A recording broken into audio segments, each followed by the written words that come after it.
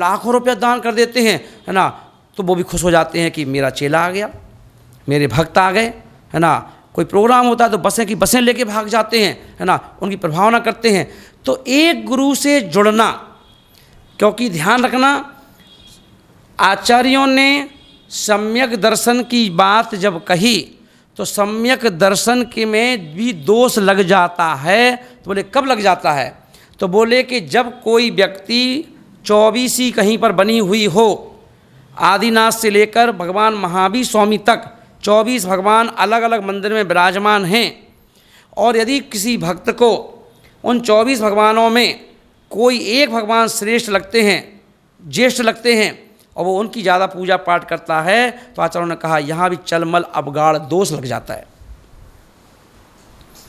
बोले हमारी श्रद्धा 24 के 24 भगवानों में एक सी होना चाहिए। अगर कहीं भी हल्की सा दोष लग गया कि आपने को लगा कि मैं तो पार्श्वनाथ की ही पूजा करूंगा, मैं तो चंदा प्रभु की ही पूजा करूंगा, मैं तो आदिनाथ की ही पूजा करूंगा, मैं तो रोज इन्हीं की पूजा करता हूं, मैं तो रोज इन्हीं की बेदी बजा खड़ा हो जाता हूं। अरे क्यों हो जाते हो भाई? 23 भगवानों को क्या हुआ? जब किसी एक को आप विशेष मानोगे तो बाकी शेष हो जाएंगे।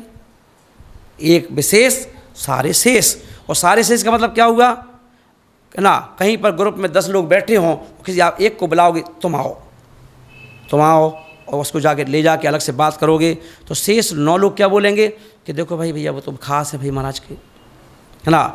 तो सब खास हैं। आदिनाथ भी उतने ही महत्वपूर्ण हैं जितने कि भगवान महावीर स्वामी महत्वपूर्ण हैं, क्योंकि सबका केवल ज्ञान एक सा है, सभी तीर्थंकर हैं, सभी के वही अतिशय हैं जिनके जो एक से है सबके। इसलिए महानुभाव कहा गया कि संत भी ऐसा होना चाहिए। संत का नाम अलग अलग हो सकता है, संत की चर्या में अलग अलग हो सकती है। चर्या से कभी भी साधुओं में भेदभाव मत करना, ऐसी जनवाणी कहती है। क्योंकि ये ध्यान रखना, आदिनाथ भगवान जब तीर्थंकर बनने के लिए पैदा हुए तो आदिनाथ भगवान के ऊपर भार रखा गया नाभि राय ने कि अब तुम्हें राज का संचालन तुमको करना है। तो आदिनाथ भगवान ने अपने ग्रस्त अवस्था में राज अवस्था को संभाला, और संभाला तो उनके सामने लोग आ गए, महाराज ये बैल हमारी फसल खा जाते हैं, इसके लिए हम क्या करें। उन्हें उपदेश देना पड़ा कि एक काम करो भैया, बैल के मुख में छीका बांध दो, है ना। आदिनाथ जब संचालन कर रहे थे तो उनके सामने लोग आए, बोले महाराज कल्प वृक्षों ने फल देना बंद कर दिया है, क्या करें हम।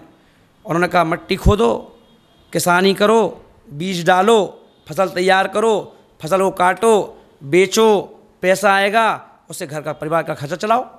एक को तराजू मार दे दिया, एक को शिल्पीकार बना दिया, है ना। अलग अलग सठ कर्म की शिक्षा दी कि नहीं दी?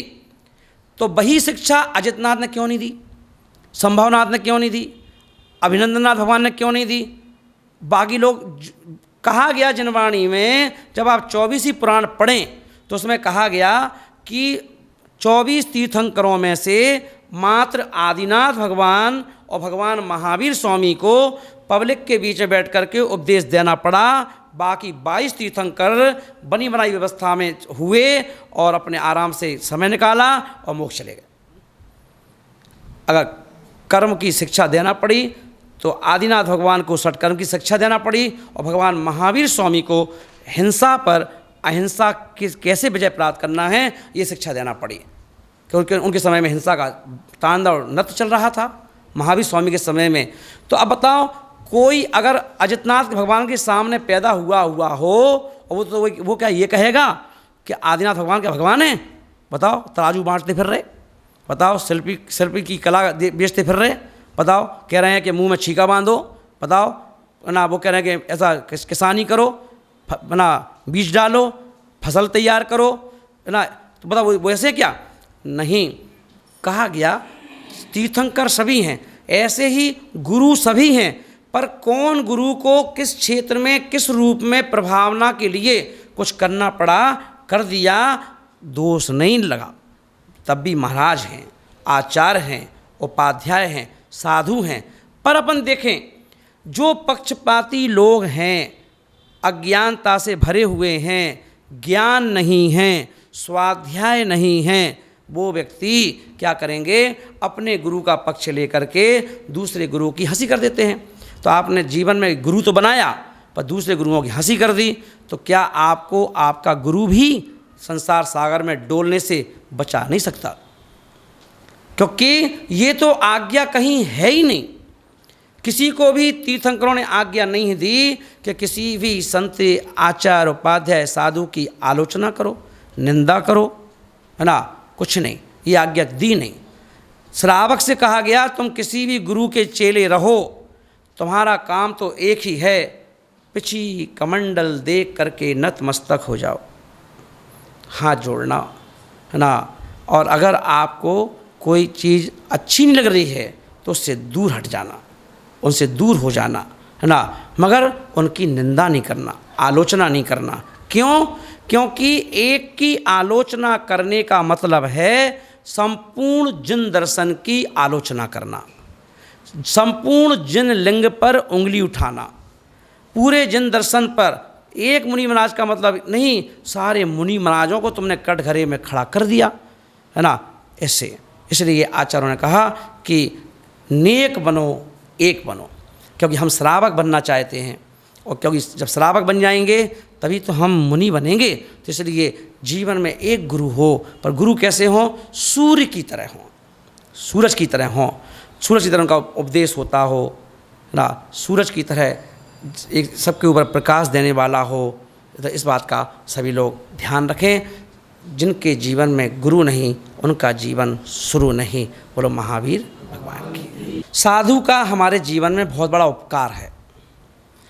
आज अपन देखें पंचम काल में जहाँ पर हमें साक्षात केवली भगवान की वाणी सुनने को नहीं मिलती, साक्षात हमको समोषण में जाकर बैठने का मौका नहीं मिलता कि हमें जहाँ भगवान महावीर स्वामी की, आदिनाथ भगवान की, चंदा प्रभु की वाणी सुन सकें, या अपन देखें विदेश क्षेत्र की तरह जहाँ पर हमेशा चतुर्थ काल रहता है, जहाँ पर अपन देखें साक्षात तीर्थंकर की वाणी हमें सुनने मिलती है, पर ऐसा अभी भरत क्षेत्र में ऐसा नहीं है। इसलिए हमें संतों की वाणी से ही संतुष्ट होना पड़ता है। पर अपन देखें भारत में इतने संत हैं नहीं कि जो संत भारत के जितने भी मंदिर हों, जितने भी शहर हों, गांव हों, उन सभी जगह एक एक संत बैठे हों और प्रतिदिन हर व्यक्ति को संतों की वाणी सुनने को मिल रही हो, तो ऐसा भी नहीं है, है ना। अब इस पंचम काल में अपन देखें कि अधिकांश जगह पर अपन देखेंगे कि साधु के कम होने से कहीं कहीं साधुओं का सद्भाव है और बाकी शेष जगह में साधुओं का अभाव है। तो वहाँ पर अपन देखें कि पंडित तैयार किए गए, कहीं ब्रह्मचारी तैयार किए गए, तो कहीं पर अपन देखें हम पर्युषण पर्व के माध्यम से, कभी शिविर के माध्यम से, कभी हम क्या करते हैं शिविर लगाते हैं, और जो ग्रस्त में पढ़े लिखे लोग हैं वो लोग ही पढ़ाते हैं धर्म की बातों को। अब वह उन धर्म की बात को एक्सप्लेन नहीं कर पाते कि धर्म है क्या। और आज अपन देखें कई जगह पर एक जगह लगता है कि बहुत अच्छा है, ज्ञान का प्रचार प्रसार हो रहा है, शिविर लग रहे हैं, है ना, पर दूसरी ओर कभी ये देखते हैं कि शिविर लगाने वाला है कौन, पढ़ाने वाला है कौन, तो उसे भटक भी जाते हैं, है ना, कई लोग भटक भी जाते हैं ना। तो इसलिए अपन देखें कि कहा गया कि जनवाणी जो है, जनवाणी मीन्स जनवाणी यानी जनेंद्र देव के मुख से मुखरित हुई जो वाणी है वह जनवाणी है, जिसे भगवान ने बोला, गणधर देव ने सुनकर के हम सबको दी, पूर्व आचार्यों ने उस वाणी को लिख करके जनवाणी में पुस्तक बना करके ग्रंथ तैयार किया, और वह ग्रंथ हम तक पहुंच गया, और हम उस ग्रंथ को पढ़ करके आज जितना भी टूटा फूटा या छोटा मोटा धर्म हमें दिखाई दे रहा है, ये उस जनवाणी की ही देन है। और अब देखें, अभी अपन देखें एक विसंगति आ जाती है। अभी अपन देखें ये बहुत अच्छा मौका है, ये जनवाणी चैनल है, कहीं पारस चैनल है, कहीं अरहंत चैनल है, कहीं और चैनल हैं। इन चैनलों के माध्यम से हमें अलग अलग संतों की वाणी सुनने को मिल जाती है। पर कभी कभी अपन देखते हैं लोग बड़े खुश होते हैं कि महाराज आज हमने फलाने महाराज जी के प्रवचन सुने, आज हमने फलाने महाराज जी के प्रवचन सुने, कभी इन महाराज ने ये कहा, कभी इन महाराज ने ये कहा, कभी इन महाराज ने ये कहा। कभी कभी तो बड़े लोग खुश होते हैं, प्रश्न पूछते हैं कि महाराज श्री क्या महाराज ने ऐसा कहा सही है क्या, क्या महाराज ने ऐसा कहा सही है क्या। क्योंकि अपन देखें हमें गुरु के पद पर, गुरु चाहे आचार्य हों, गुरु चाहे उपाध्याय हों, गुरु चाहे साधु परमेष्ठी हों, जब जब भी प्रवचन देते हैं तो आचार्यों ने कहा कि तुम प्रवचन देते समय बिहार सागर नहीं हो, तुम प्रवचन देते समय आचार्य विद्यासागर जी नहीं हो, तुम प्रवचन देते समय तुम आचार्य विराग सागर जी नहीं हो, तुम प्रवचन देते समय आप वर्धमान सागर जी महाराज नहीं हो, है ना। फिर क्या हो भाई, हैं तो विद्यासागर, हैं तो विराग सागर, हैं तो बिहार सागर, मगर आचार्यों ने कहा कि आप शास्त्र की गद्दी पे बैठे हुए गणधर देव हो, गणधर देव हैं। और जिस समय गणधर बोलता है तो गणधर के अंदर किसी प्रकार का पक्षपात नहीं होता, गणधर के अंदर किसी प्रकार का धर्म के प्रति, गुरु के प्रति, ना किसी जनमानी के प्रति राग द्वेष उत्पन्न नहीं होता। तो इसलिए जब वह व्यक्ति बोलता है तो आचार्यों ने कहा कि देखो कोई भी साधु अगर आप प्रवचन दे रहे हो और आपको ये पता चल जाए कि मेरी वाणी पूरे भारत में जाने वाली है, मेरी वाणी पूरे वर्ल्ड में जाने वाली है, तो उस वक्ता को आचार्यों ने कहा गया कि इतना सोच समझ कर के बोलना चाहिए कि हमारा एक शब्द, हमारा मुख से निकला हुआ एक शब्द अनेक लोगों की श्रद्धा को तोड़ भी सकता है और अनेक लोगों की श्रद्धा को जोड़ भी सकता है। तो आचार्यों ने कहा कि हे गणधर देव, ऐसी वाणी बोलना कि जिस वाणी से जो भी प्राणी सुने उसके अंदर सम्यक्त के भाव उत्पन्न हो जाएं, त्याग के भाव उत्पन्न हो जाएं, वैराग के भाव उत्पन्न हो जाएं, जिनेंद्र भगवान के प्रति आस्था उत्पन्न हो जाए, जिनेंद्र भगवान के द्वारा कथन किया हुआ जो उपदेश है उस उपदेश को आत्मसात करने के भाव उत्पन्न हो जाएं।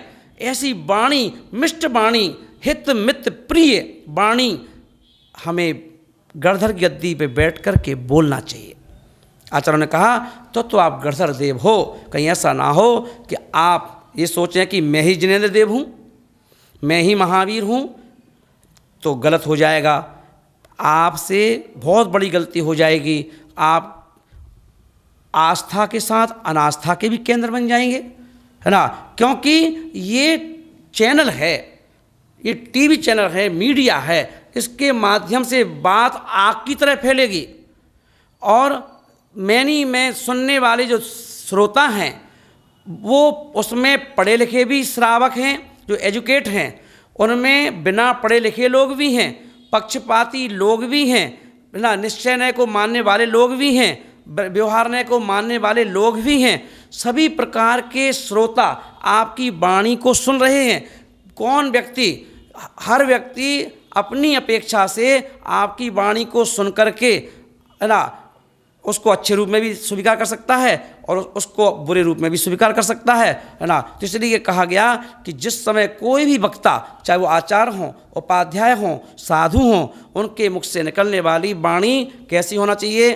मिश्री जैसे, गुरु जी के बोल अनमोल मिश्री जैसे, वो सुन ले प्राणी, वो सुन ले प्राणी, सुन ले प्राणी, गुरु जी के बोल अनमोल। बोले बोल अनमोल हैं, गुरु के मुख से निकले हुए बोल साधारण नहीं है, प्रभु के मुख से निकले हुए बोल अनमोल हैं, कीमती हैं, क्योंकि जिनेंद्र भगवान के मुख से निकली हुई वाणी ही तो है जिसको वो गुरु सुना रहे हैं। तो आचार्यों ने कहा कि क्या करो, उस वाणी को बड़े आनंद के साथ सुनो। और कहा गया हम तो आनंद के साथ सुनेंगे, पर जो वक्ता हैं वो भी आनंद के साथ सुनाएं, ये सोच के सुनाएं कि सामने वाला व्यक्ति बिल्कुल कोरी सिलेट है और मैं गणधर देव इसकी कोरी सिलेट पर जिनेंद्र भगवान की वाणी को छापने की तैयारी कर रहा हूँ। मैं जिनेंद्र भगवान की वाणी इसके कान में सुनाने जा रहा हूँ। जैसे एक आचार्य उपाध्याय साधु पंच कल्याणक में एक मूर्ति को सूर्य मंत्र देते हैं। वो पंच कल्याणक मेरे सानिध्य में हो, पंडित वही है, सूर्य मंत्र वही है। पंडित हमसे कहता है महाराज श्री इस मूर्ति के कान में ये वाला सूर्य मंत्र दे दो, 3 हैं, देख लो कौन सा देना है। वही पंडित वही सूर्य मंत्र आचार्य विद्यासागर जी महाराज जब पंचकल्याण करवाएंगे तो वहाँ पहुँच जाएगा। उसी सूर्य मंत्र में से वही 2-3 सूर्य मंत्र हैं, उन्हीं सूर्य मंत्र में से एक सूर्य मंत्र आचार्य विद्यासागर जी महाराज मूर्ति को देंगे। वही सूर्य मंत्र वही पंडित विराग सागर जी महाराज के पास पहुँचेगा। वही सूर्य मंत्र है, वही मूर्तियाँ हैं, वही पंडित हैं, वही विधि हैं, उन्हें सूर्य मंत्र दे दिया। और अपन देखें भारतवर्ष में इतने सारे मंदिर हैं, इतने सारे मंदिर हैं, अलग अलग संतों ने, अलग अलग पंथ के संतों ने सूर्य मंत्र दिया है, पर सभी प्रतिमा देखें जिस जिस मंदिर में विराजमान हैं लोग कहते हैं ये भगवान बड़े चमत्कारी हैं, आश्चर्यकारी हैं। तो क्या सभी मूर्तियों को एक ही आचार्य महाराज ने सूर्य मंत्र दिया है? नहीं, अलग अलग संतों ने सूर्य मंत्र दिया है, क्योंकि महाराज तो हैं पर सूर्य मंत्र की महत्ता है, क्रिया विधि विधान का महत्ता है ना। क्योंकि उस समय उनके भाव विभोर हो जाते हैं साधु संत कि मैं उस मूर्ति को सूर्य मंत्र देने जा रहा हूँ जिस मूर्ति से कितने भव्य जीवों का कल्याण होगा। इसलिए अपन देखें सूर्य मंत्र देते समय सारा वातावरण खुशनुमा बना दिया जाता है, पर्दे के पीछे शांति कर दी जाती है, सारे लोगों को इन नानियों को बाहर कर दिया जाता है कि बोले क्यों? बोले कि अब सिर्फ मूर्ति होगी और देने वाले गुरु होंगे सूर्य मंत्र, और 2 के अलावा तीसरा कोई नहीं होगा, प्रतिष्ठाचार्य भी नहीं होंगे, सहायक पंडित जी भी नहीं होंगे, बोले सिर्फ होंगे महाराज जी और मूर्ति। क्योंकि जिस मूर्ति में गुरु सूर्य मंत्र देंगे 2 मिनट का सूर्य मंत्र है, 2 मिनट का, 3 मिनट का, 5 मिनट का, और सूर्य मंत्र देकर के वह मूर्ति पूज बन जाती है। चाहे छोटी मूर्ति हो चाहे बड़ी मूर्ति हो, सारी मूर्तियाँ पूज हो जाती हैं ना, एक सूर्य मंत्र से पावन हो जाती हैं, पुनीत हो जाती हैं। ऐसे ही आचार्यों ने कहा ये जिनेंद्र भगवान की वाणी है, वो वाणी जिस वाणी को, जो वाणी दीपक की तरह है कि हमारी आत्मा में बैठा हुआ अनंत भवों का अंधकार, काला काला अंधकार, गूढ़ अंधकार, जहाँ कोई चीज़ दिखाई नहीं दे रही हो, ऐसा अंधकार भी दीपक की हल्की सी रोशनी, एक तिल जो सीख होती है माचिस की सीख, उसको अपन जैसी जलाते हैं उसके जलते ही अंधकार भाग जाता है। एक दीपक जला दो अंधकार और भाग जाएगा, एक बल्ब जला दो अंधकार पूरी तरह से भाग जाएगा, अंधकार के स्थान पर प्रकाश भर जाता है।